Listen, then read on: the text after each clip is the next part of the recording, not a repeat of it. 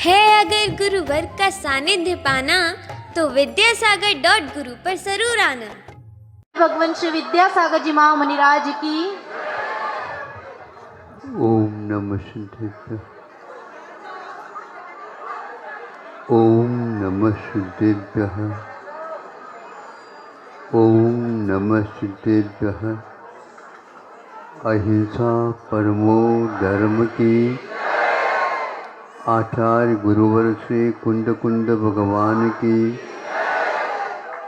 आचार्य गुरुवर श्री ज्ञान सागर मुनि महाराज की।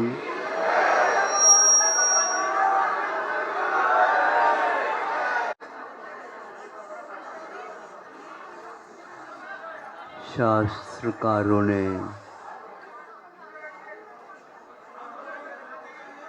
सुख का अनुभव आकुलता के बिना होता है, ऐसा कहा है।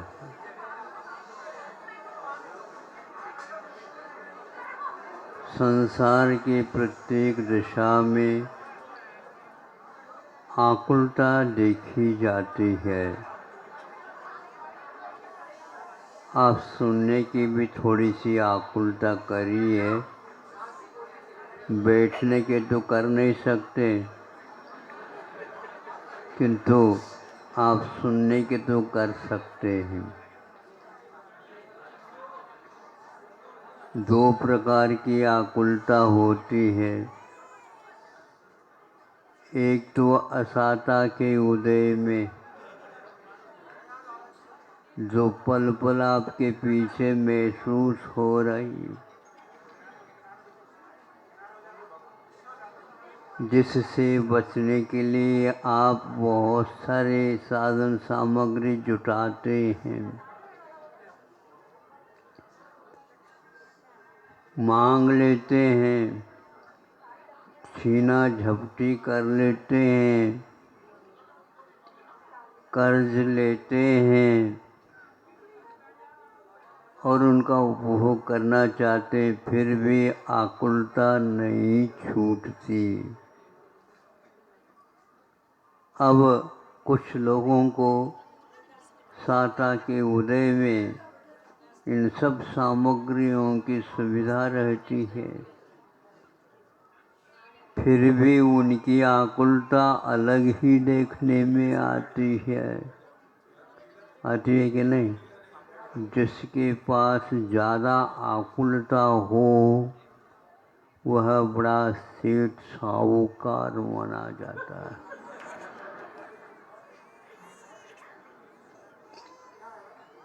आपको आकुलता मिटाना है तो सेठ साहूकारपना जिसमें आप मान रहे हैं उन सबको इस अर्घ में चढ़ा दो।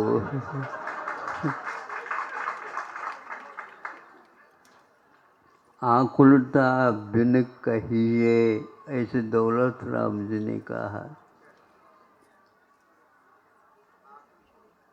इस साल विशेष गर्मी पड़ी। गर्मी कितने तेज पड़ रही है, अब कब चली जाएगी ये? चली जाएगी, एक आधा हफ्ता हो ही गई समझ लो। अब ये आकुलता छत्ता में आ गया।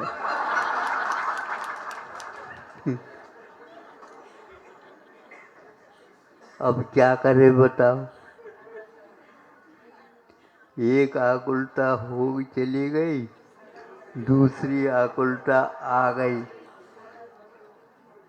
अब वर्षा के कारण छत्ता लगाते तो फिर भी ठीक है, लेकिन तीसरा व्यक्ति वह भी यह है देखने के मिलता है, अरे भैया हमारे ऊपर छत्ता नहीं लगा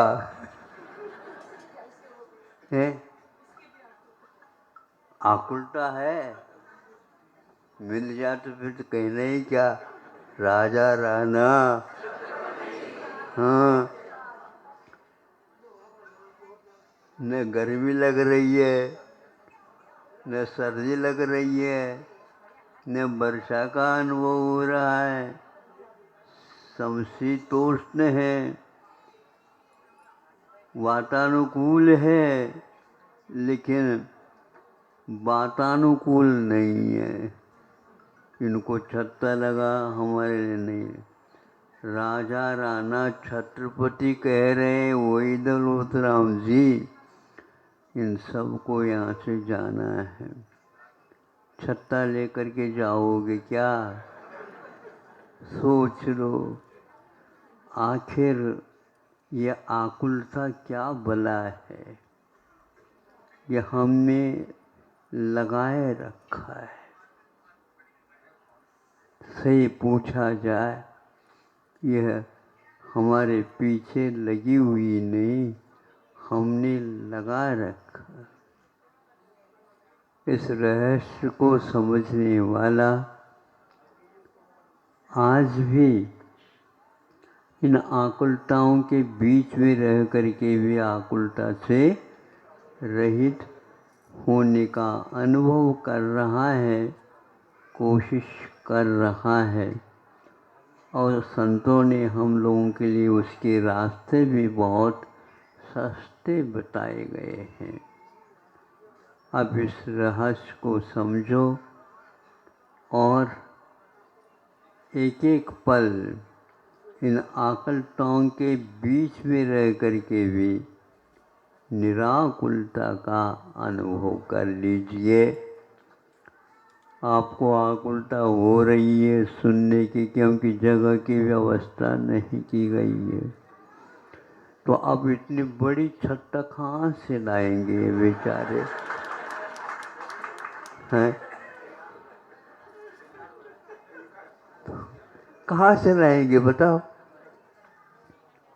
तो इसलिए अब जो है उसी में सब ठीक है, सब ठीक है, सब व्यवस्थित है। आप हमारे वजह से तकलीफ न लीजिए। तो यह भीतरी धारणा बनने से अपनी आप ही उन आकुलताओं के साथ भी हम अपना काम निकाल लेते हैं और बहुत अच्छा निकाल लेते हैं। ये सब मन की बात है। आप लोग मन क्या है और उसके ऊपर नियंत्रण कर लीजिए, ये तो चलता ही रहेगा। न कैसे हमारे दर्शन करने के लिए कई लोगों को आकुलता होती, तो मुझे आकुलता होने लग जाती।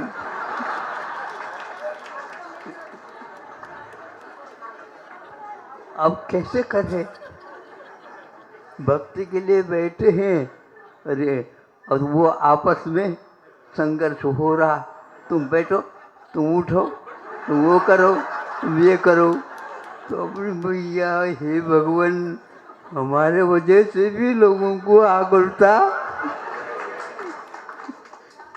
क्या करें बताओ?